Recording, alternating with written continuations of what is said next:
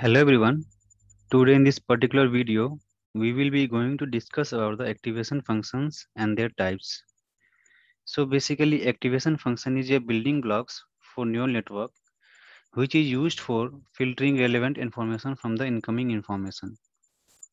The first question that comes to our mind is that can we use neural network without an activation function, or why do we need activation function? So to answer this particular question, imagine a neural network without the activation functions. In this case, every neuron will only be performing a linear transformation on the input using the weights and biases that is associated with the connection between neurons. Although linear transformation make the neural network simpler, but the resulting network will be less powerful and will not be able to learn the complex patterns from the data. A neural network without an activation function is like a linear regression model. That's why we use nonlinear activation function to transform the data by using activation function. Now we will look at the different types of activation functions, their mathematical equations, graphical representations, and Python codes along with that. We will be going to discuss about the five types of activation function that is being used heavily in the deep learning. First one is sigmoid activation function. Second one is tanh activation function. Third one is ReLU activation function. Fourth one is leaky ReLU activation functions. And the fifth one is the softmax activation function. Apart from that, we have many activation functions, but we are not going to discuss about that in this particular video. So the first activation function we are going to discuss about is the sigmoid activation function. So mathematical equation for sigmoid is that 1 by 1 plus e to the power minus x. Here s of x is a sigmoid function and the e is the Euler's number or Euler's constant, you can say. So sigmoid is one of the most widely used nonlinear activation function which transform the data between the range 0 to 1, and here is the mathematical equation along with their graphs as I saw as I explained earlier. Like one thing to focus is on that sigmoid is non-linear function.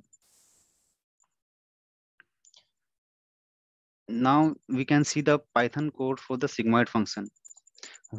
We are importing the numpy as a np here, and we are just giving the input as a x, and we are going to calculate the sigmoid for that particular x using the formula above,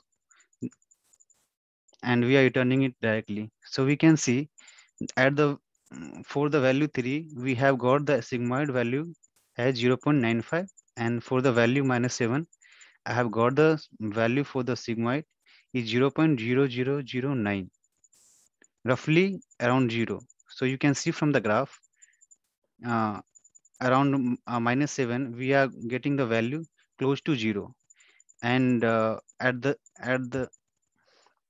and value at 3 we are getting close to 0.95. You can see from the graph here. Now the derivative of sigmoid activation functions. So basically sigmoid function is continuously differentiable, and we can see it from the graph here, as we can draw the tangent at any point of the graph. The gradient values are significant for the range of minus 3 to plus 3, but the graph gets much flatter in the other regions, which means that for values greater than 3 or less than minus 3, we'll have very small gradients.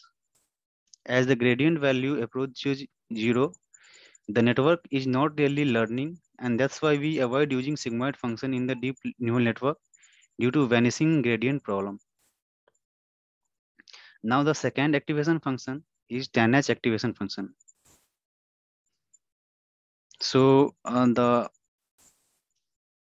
tanh function is similar to the sigmoid, and the only difference is that it is symmetric around the origin, and the output value range between minus 1 to 1. This is pretty clear from the graph here. we can see this particular 10H activation function graph is symmetric over the origin. Now we can see the Python code for the 10H function. So we are only calculating, so we are going to give the input value as x, and we are calculating the 10H value of that particular value, and we are returning it directly. And we are printing the value at the, we are printing the value for 10H at x is equal to 0.5, and we are getting the value is equal to 0.46. Similarly, we are calculating the 10H value at -4, and we are getting the value in negative. We can see the value for 10H function lies between -1 and +1. Now comes to the derivative of the 10H function. So the gradient of the 10H function is steeper as compared to the sigmoid function. You might be thinking that how will we decide which activation function to choose? So usually 10H is preferred over the sigmoid function since it is zero centered and the gradients are not restricted to move in a certain direction, as you can get the clear idea from the graph here. Now the third activation function is a ReLU activation function. So the ReLU function is another nonlinear activation function that has gained popularity in the deep learning domain. ReLU stands for rectified linear unit. The main advantage of using ReLU function over the other activation function is that it does not activate all the neurons at the same time. This means that the neurons will only be deactivated if the output of the linear transformation is less than 0. We can see the mathematical equation for the ReLU activation function is max of 0 of x, and we can see it from the graph here as well. For the negative input values, the result is 0. That means the neuron does not get activated. Since only a certain number of neurons are activated, the ReLU function is far more computationally efficient when compared to the sigmoid and 10H functions because of the less number of computations involved. If you look at the negative side of the graph, you will notice that the gradient value is 0. Due to this reason, during the backpropagation process, the weights and the biases for some neurons are not updated. This can create a dead neurons which never gets deactivated. This is taken care by the leaky ReLU function that we will be going to discuss in the next uh,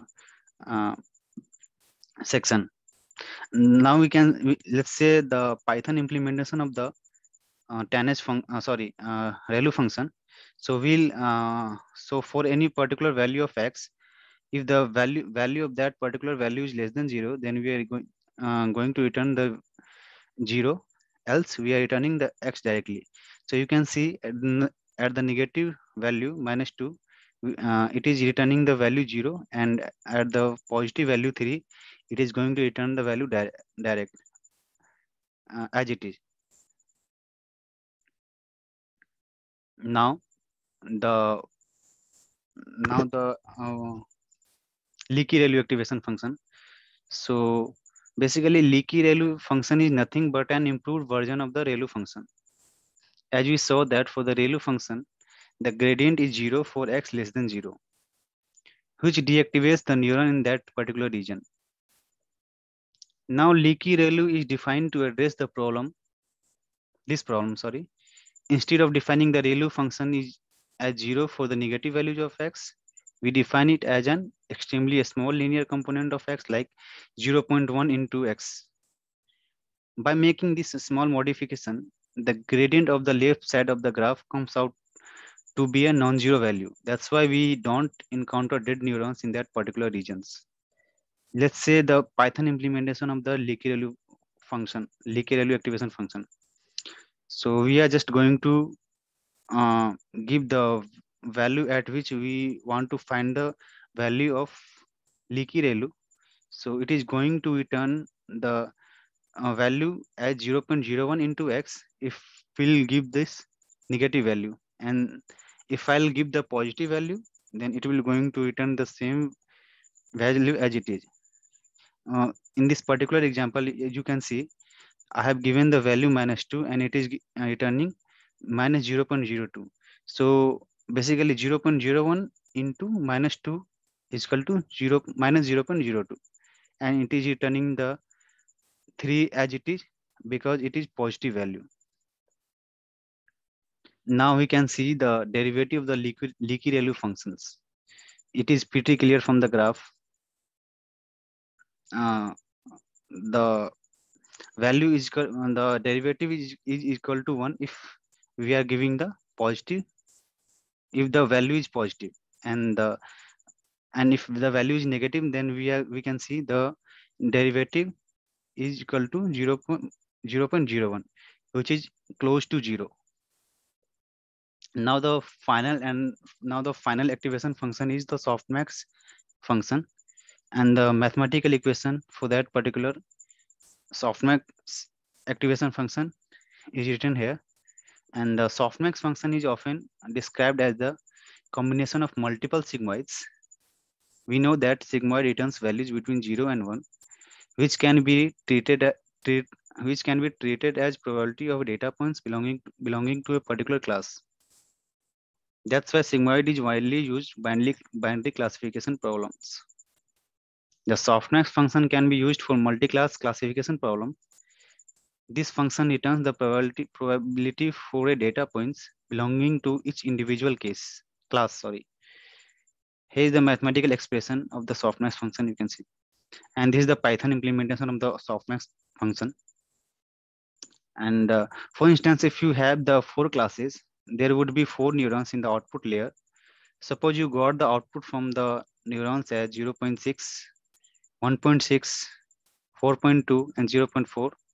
Then applying softmax function over these values, you will get the probability for each classes, as you can see here: 0.02, 0.06, 0.8, and 0.1. In this particular neural network, in this particular case, neural network is going to predict the classes having the highest probability.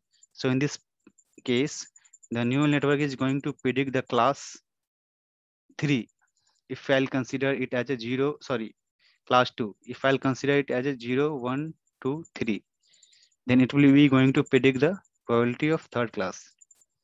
One thing to note here is that the sum of all the probabilities in the softmax, in the case of softmax activation function, is equal to 1.